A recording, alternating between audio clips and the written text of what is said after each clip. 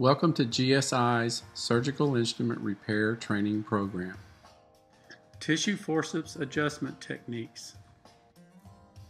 Again, a reminder, if it's bent, bend it back. Tissue Forceps Jaw Adjustment. If the jaws on tissue forceps are found to be out of alignment, first determine which jaw needs to be adjusted. Use the chain nose pliers to bend their jaws back to the proper alignment. Use a bend and check method until the jaws are properly adjusted.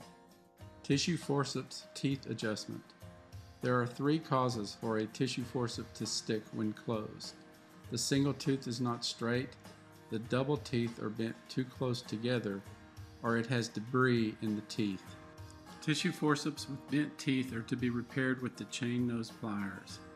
Note that the male tooth will normally be the tooth that is bent. To straighten a bent male tooth, hold the tissue forceps with the tooth pointed upward. Grasp the tooth with the tip of the pliers while pulling the pliers upward as demonstrated.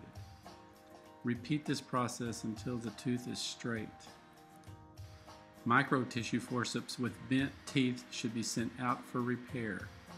Inspect the tips, smooth the edges, and remove any burrs with the triangle file or buffing stick if necessary.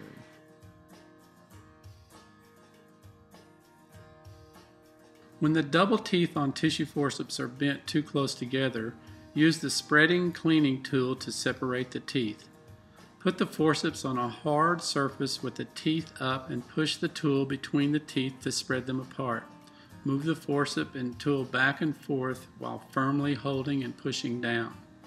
If there is debris embedded in the teeth, use the spreading cleaning tool to clean out the impacted material.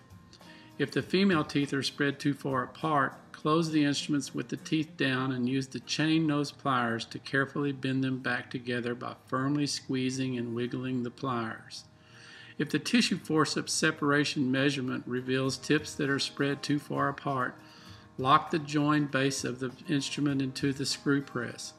Close and hold the instruments while wiggling the instrument up and down. Remove the instrument from the screw press and measure it with the gauge. If the tips measure too close together, pull the shanks apart as shown until properly adjusted.